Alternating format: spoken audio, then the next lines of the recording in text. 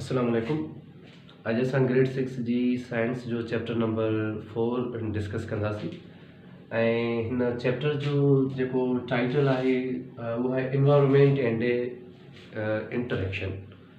हिन चैप्टर में असां लिविंग थिंग्स जे डिफरेंट ग्रुप्स जे बारे में पढ़ंदासीं ऐं उन सां गॾोगॾु जंहिं एनवायरनमेंट में लिविंग थिंग्स रहनि थियूं उन एनवायरनमेंट जो उन लिविंग थिंग्स जे मथां कहिड़ो असरु आहे ऐं उन्हनि लिविंग थिंग्स ऐं एनवायरनमेंट जो हिक ॿिए सां इंटरेक्शन कहिड़ो आहे। त हिन चैप्टर में कुझु बेसिक टर्म्स आहिनि उनखे डिस्कस था कयूं। त हिकिड़ो टर्म आहे ecology. Ecology is the branch of biology which deals with study of the ecosystem. जॾहिं असां इकोसिस्टम जी स्टडी कंदा आहियूं त इन अहिड़ी बायोलॉजी जी ब्रांच खे इकोलॉजी सॾियो वेंदो आहे। Ecosystem, the relationship of living organisms with each other and with the non-living things। जानदार शयुनि जो हिक ॿिए सां तालुक ऐं उन्हनि जानदार शयुनि जो पंहिंजे माहौल सां कहिड़ो तालुक आहे। जॾहिं असां जानदार शयुनि जे हिक ॿिए जे इंटरेक्शन सां इंटरेक्शन ऐं उन जे सराउंडिंग जे इंटरेक्शन जे बारे में पढ़ंदासीं त इनखे इकोसिस्टम सॾियो वेंदो आहे। जॾहिं इकोसिस्टम जी स्टडी कई वेंदी आहे त बायोलॉजी जी कहिड़ी फील्ड में कई वेंदी आहे, इकोलॉजी। यानी इकोलॉजी हिकिड़ी अहिड़ी ब्रांच आहे जंहिंमें सिर्फ़ु इकोसिस्टम खे स्टडी कयो वेंदो आहे।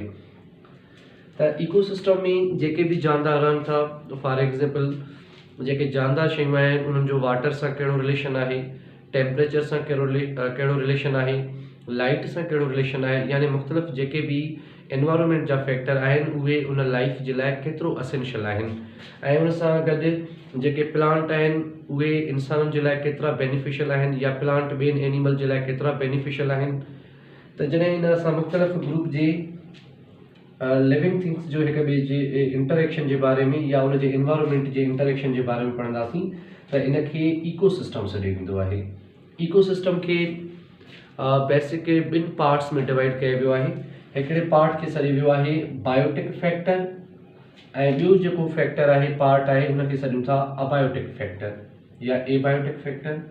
बायोटिक फैक्टर उहो पार्ट आहे इकोसिस्टम जो जंहिंमें लिविंग थिंग्स थी अची वञनि। यानी कंहिं बि इकोसिस्टम में जीअं कोई हिकिड़ो फॉरेस्ट आहे त उन फॉरेस्ट में मुख़्तलिफ़ क़िस्म जा प्लांट्स आहिनि ऐं मुख़्तलिफ़ क़िस्म जा इंसेक्ट आहिनि, बर्ड्स आहिनि, एनिमल्स आहिनि।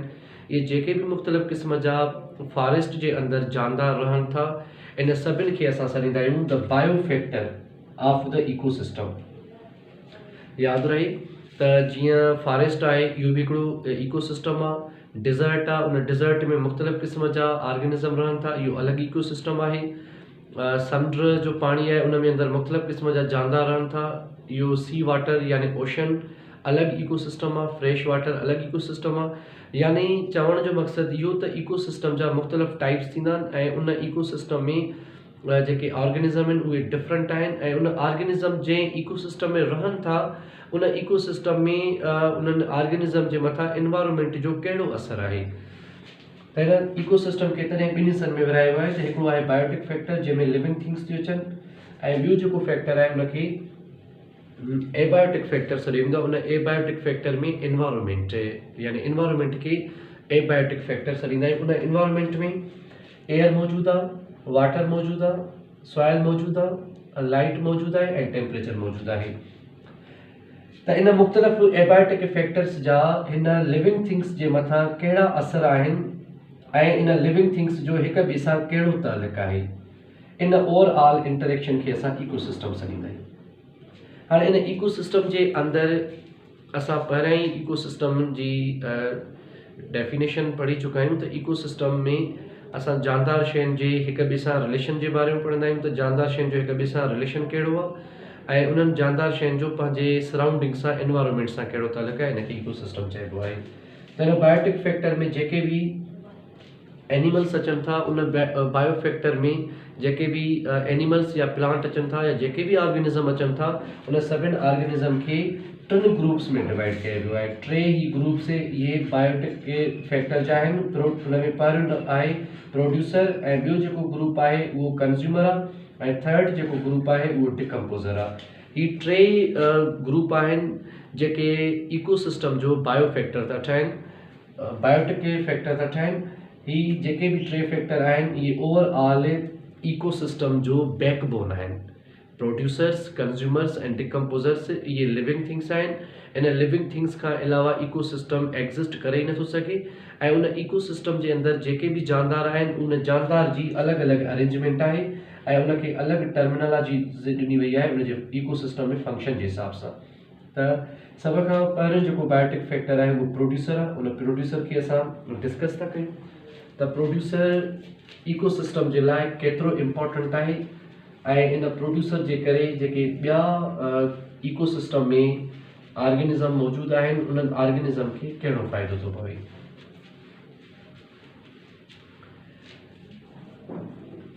ओके, त प्रोड्यूसर खे असां डिस्कस था कयूं। प्रोड्यूसर्स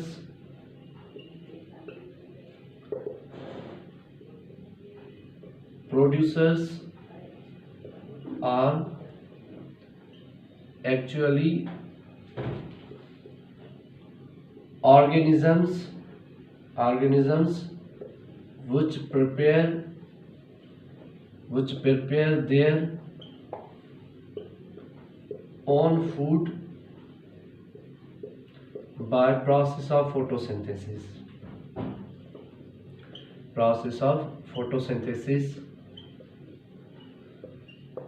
यानी प्रोड्यूसर उहे जानदार आहिनि जेके पंहिंजो खाधो पाण तैयार कंदा आहिनि फोटोसिंथेसिस जे ज़रिए। इन जो मक़सदु इहो त प्रोड्यूसर्स खे असां ॿियो टर्म बि ॾेई सघूं था यानी they are also known as autotrophs. ऐं प्रोड्यूसर खां पोइ जेका सेकेंड कैटेगरी आहे हिननि प्रोड्यूसर्स में एग्जाम्पल कहिड़ा था अचनि, प्लांट्स, एल्गी, टी जेके ऑर्गेनिज़म आहिनि इहे इकोसिस्टम में प्रोड्यूसर्स आहिनि। प्रोड्यूसर्स जो बेसिक कॉन्सेप्ट इहो आहे त उहे जानदार जेके इकोसिस्टम में पंहिंजो खाधो पाण तैयार था कनि या फूड प्रिपेयर था कनि उन्हनि खे असां प्रोड्यूसर्स सॾींदा आहियूं। ही प्रोड्यूसर्स पंहिंजो खाधो केॾां प्रोड्यूस कंदा, ही प्रोड्यूसर्स सनलाइट कैप्चर करे ऐं उन सनलाइट खे ग्लूकोस जे फॉर्म में पंहिंजी बॉडी जे अंदरि स्टोर करे रखंदा। ऐं जेको सेकेंड ग्रुप आहे उन्हनि खे असां सॾींदा आहियूं कंज्यूमर्स। कंज्यूमर्स इकोसिस्टम में उहे जानदार आहिनि जेके प्रोड्यूसर्स खे ईट कंदा। यादि रहे त इकोसिस्टम जे अंदरि असां पढ़ूं था त मुख़्तलिफ़ जानदारनि जो हिक ॿिए सां तालुक़ु कहिड़ो आहे ऐं उन रिलेशनशिप में जेको फर्स्ट ग्रुप आहे बायोटिक फैक्टर में उहे प्रोड्यूसर्स आहिनि। प्रोड्यूसर्स इकोसिस्टम में उहे जानदार हूंदा आहिनि जेके पंहिंजो खाधो पाण तैयार कंदा आहिनि फोटोसिंथेसिस जे ज़रिए ऐं इन्हनि खे प्रोड्यूसर्स खे असां इकोसिस्टम जो बैकबोन चवंदा आहियूं। यानी अगरि जेकॾहिं इकोसिस्टम मां प्रोड्यूसर्स ख़तम थी वेंदा त कोई भी जानदार ॿियो ज़िंदा न रहंदो। इन जे करे जेके भी हिन ज़मीन ते जानदार ज़िंदा आहिनि उहे सभु जानदार प्रोड्यूसर्स जे करे ज़िंदा आहिनि। त इन प्रोड्यूसर्स में प्लांट ऐं एल्गी आहिनि ऐं कंज्यूमर उन्हनि जानदारनि खे चइबो आहे those organisms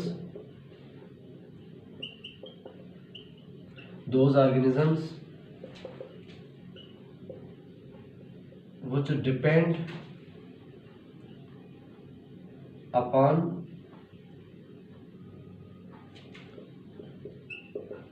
other organisms for food। उहे जानदार जेके ॿिए जानदार खां खाधो हासिल कनि पर पंहिंजो खाधो पाण प्रिपेयर न कनि इन्हनि खे असां सॾींदा आहियूं कंज्यूमर। ॾिसो टर्म्स मां ई ख़बर पइजी थी वञे त प्रोड्यूसर्स उहे जेके खाधो तैयार कंदड़ हुजनि ऐं कंज्यूमर्स वरी उहे आहिनि जेके ॿिए जंहिं जानदार खाधो तैयार कयो आहे उन जानदार खां खाधो हासिल कनि अहिड़नि खे असां कंज्यूमर सॾींदा आहियूं। अच्छा, कंज्यूमर खे फर्दर ॿिनि ग्रुप्स में विरहायो वियो आहे। हिकिड़ा जेके कंज्यूमर्स हूंदा आहिनि उन्हनि खे असां सॾींदा आहियूं प्राइमरी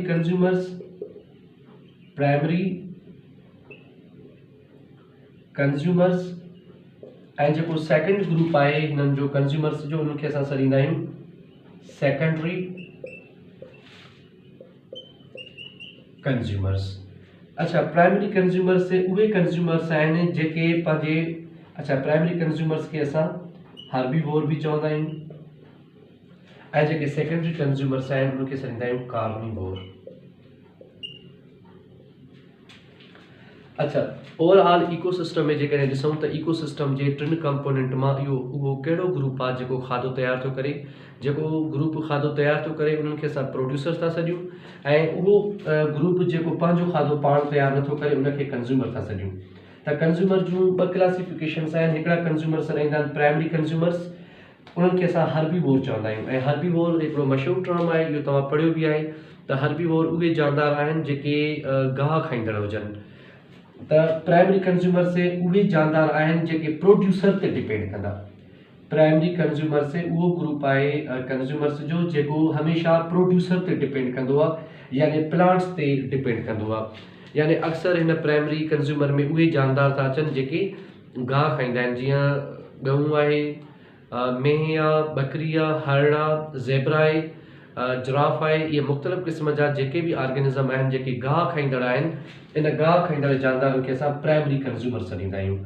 ऐं उन खां अलावा जेके सेकेंडरी कंज्यूमर्स आहिनि, सेकेंडरी कंज्यूमर्स खे असां कार्निवोर सॾींदा आहियूं। यानी कार्निवोर्स उहे जानदार जेके गोश्त खाईंदड़ हुजनि, ऐं इहे सेकेंडरी कंज्यूमर्स हमेशह प्राइमरी कंज्यूमर ते डिपेंड कंदा आहिनि। यानी प्राइमरी कंज्यूमर्स प्रोड्यूसर ते डिपेंड कंदा, ऐं जेके सेकेंडरी कंज्यूमर्स आहिनि उहे वरी प्राइमरी कंज्यूमर्स खे खाईंदा। यानी प्राइमरी कंज्यूमर्स कहिड़ा आहिनि? हरणा या उन खां अलावा बकरी आहे, मेंहिं आहे। इहे मुख़्तलिफ़ क़िस्म जा जानदार जेके गाह खाईंदड़ आहिनि, इन्हनि खे असां हर्बीवोर था सॾियूं। ऐं सेकेंडरी कंज्यूमर्स खे सॾींदा आहियूं कार्निवोर, जेके इन्हनि प्राइमरी कंज्यूमर ते डिपेंड कंदा। यानी इकोसिस्टम जे अंदरि हिकिड़ी ओवरऑल फूड चेन ठहियलु हूंदी आहे, जंहिंमें हर हिकु जानदार पंहिंजी फूड जे लाइ, एनर्जी जे लाइ ॿिए ग्रुप ते डिपेंड कंदो आहे। जीअं अगरि फूड चेन जो ज़िक्र कयूं त फूड चेन हिकिड़ी अहिड़ी चेन आहे जंहिंमें हर हिकु जानदार हिक ॿिए ते डिपेंडेंट हूंदो आहे फूड हासिल करण जे लाइ। जीअं प्लांट्स आहिनि, प्लांट्स पंहिंजो खाधो पाण तयारु कंदा आहिनि, ऐं जॾहिं बि प्लांट खाधो तयारु कंदा आहिनि त उहे सनलाइट खे ट्रैप करे ऐं पंहिंजो खाधो पाण तयारु कंदा। जेकॾहिं त असां फूड चेन खे ड्रॉ कयूं त फूड चेन में सभ खां पहिरियां प्रोड्यूसर्स हूंदा आहिनि, यानी जेके पंहिंजो खाधो पाण तयारु कंदा, ऐं प्रोड्यूसर्स खे अॻिते वरी प्राइमरी कंज्यूमर्स ईट कंदा। प्राइमरी कंज्यूमर्स जंहिंखे असां हर्बीवोर था चऊं, हर्बीवोर्स था चऊं। ऐं प्राइमरी कंज्यूमर्स खे ते वरी केरु डिपेंड कंदो आहे? सेकेंडरी कंज्यूमर्स, जंहिंखे असां कार्निवोर बि सॾींदा आहियूं। इहे ओवरऑल फूड, हिनखे असां फूड चेन सॾींदा आहियूं, जंहिंमें हर हिकु जेको ऑर्गेनिज़म आहे उहो ॿिए ऑर्गेनिज़म ते फूड जे लाइ डिपेंडेंट हूंदो आहे। हाणे फूड चेन में जेकॾहिं असां कोई बि हिकिड़ो एग्ज़ाम्पल खणूं ऑर्गेनिज़म जो, त हिते जेकॾहिं असां एग्ज़ाम्पल था खणूं, कोई बि प्लांट आहे, उन प्लांट खे काउ ईट कयो, ऐं इन काउ खे फर्दर डॉग ईट कंदो, ऐं डॉग या उन खां अलावा हाइना, इहे मुख़्तलिफ़ जेके ऑर्गेनिज़म्स आहिनि, ऐं वरी इन्हनि खे फर्दर ईट कंदो लायन। ही ओवरऑल हिकिड़ी फूड चेन आहे जंहिंमें हर हिकु जेको जानदार आहे उहो ॿिए जानदार ते फूड जे लाइ डिपेंड थो करे पियो। इन ओवरऑल चेन खे असां सॾींदा आहियूं फूड चेन। हाणे इन फूड चेन में प्लांट्स खे ईट केरु थो करे? काउ जेका आहे उहा प्राइमरी कंज्यूमर आहे, ऐं प्रोड्यूसर वरी प्लांट आहिनि। ऐं जेको डॉग ऐं हाइना आहे इन्हनि खे असां सेकेंडरी कंज्यूमर था सॾियूं, ऐं जेको लायन आहे इनखे असां टर्शरी कंज्यूमर सॾींदा आहियूं। टर्शरी कंज्यूमर जेको सभिनि जे मथां डिपेंडेंट आहे, यानी जेको टर्शरी कंज्यूमर आहे उहो सेकेंडरी कंज्यूमर खे बि ईट कंदो, ऐं उन सां गॾो गॾु इहो प्राइमरी कंज्यूमर ते बि ईट कंदो। हाणे जेकॾहिं हिन फूड चेन मां तव्हां प्रोड्यूसर खे कढी छॾियो, यानी प्रोड्यूसर्स जेकॾहिं फूड चेन मां ख़तमु थी वञनि त इहे काउ पंहिंजो फूड केॾां आणींदी? लाज़मी आहे जेकॾहिं प्रोड्यूसर्स ख़तमु थी वेंदा त काउ जेका प्राइमरी कंज्यूमर आहे उहा प्राइमरी कंज्यूमर बि यानी पंहिंजो फूड प्रोड्यूसर जी गैर मौजूदगी में किथां बि हासिल न कंदो, जंहिंजे करे काउ ख़तमु थी वेंदी। अगरि जेकॾहिं प्राइमरी कंज्यूमर्स ख़तमु थी विया त सेकेंडरी कंज्यूमर्स ऑटोमेटिक उन्हनि खे फूड न मिलंदो, उहे बि ख़तमु थी वेंदा। ऐं जॾहिं सेकेंडरी कंज्यूमर्स ख़तमु थी विया त टर्शरी कंज्यूमर्स बि ऑटोमेटिक ख़तमु थींदा। यानी ओवरऑल जेका हीअ फूड चेन आहे इहा डिपेंड किथे थी करे? प्रोड्यूसर्स ते थी करे। इन जे करे असां हिन प्रोड्यूसर खे सॾींदा आहियूं backbone of food chain. Food chain जो ही ओवरऑल बैकबोन आहिनि। त ही ओवरऑल इंटरेक्शन आहे जानदारनि जो हिक ॿिए सां। ऐं बाक़ी हिन में जेके बि जानदार आहिनि उहे जंहिं बि इकोसिस्टम में रहनि था, उन इकोसिस्टम में उन्हनि जो टेम्परेचर अलॻि आहे, ऐं उन्हनि जी जेका सॉइल आहे उहा अलॻि आहे ऐं उते जेका सनलाइट आहे या जेके ॿिया फैक्टर्स आहिनि उन्हनि में उहे सभु डिफरेंट आहिनि। हाणे अगरि जेकॾहिं कोई बि जानदार अगरि रेस्पायरेशन न कंदो यानी ऑक्सीजन अंदरि दाख़िल न कंदो त बि ज़िंदा न रही सघंदो। यानी जानदारनि खे सिर्फ़ु असां इहो न ॾिसणो आहे त जानदार जो हिक ॿिए सां तालुक़ु कहिड़ो आहे, पर इन हिक ॿिए तालुक़ सां गॾोगॾु असां इकोसिस्टम में उन जानदारनि जे इन्वायरमेंट जे बारे में पढ़ंदा आहियूं त इन्वायरमेंट जो उन्हनि ते केतिरो असरु आहे। फॉर एग्ज़ाम्पल अगरि जेकॾहिं सनलाइट न हूंदी, इहो इन्वायरमेंट आहे यानी नॉन लिविंग फैक्टर आहे जेके असां एबैटिक फैक्टर था चऊं। अगरि लाइट न हूंदी, सनलाइट न हूंदी त प्लांट्स पंहिंजो खाधो पाण तयारु न कंदा। साॻे नमूने सां अगरि जेकॾहिं टेम्परेचर नॉर्मल न हूंदो त ऑर्गेनिज़म रिप्रोड्यूस न करे सघंदो। ऐं अगरि जेकॾहिं वाटर न मिलंदो त वाटर खां अलावा जानदार कोई सर्वाइव नथो करे सघे। यानी जानदार हिक ॿिए जे मथां बि इंटरडिपेंडेंट आहिनि ऐं उन सां गॾोगॾु अगरि जेकॾहिं इन्हनि जानदारनि खे एबैटिक फैक्टर्स बि न मिलंदा त इहे जानदार सर्वाइव ई न करे सघंदा। ही ओवरऑल बेसिक ओवरव्यू हुयो इकोसिस्टम जे बारे में। इंशाल्लाह नेक्स्ट लेक्चर में असां हिन चैप्टर जी डिटेल में वेंदासीं, हिन टॉपिक जी डिटेल में वेंदासीं, उन में हिनखे असां कवर कंदासीं।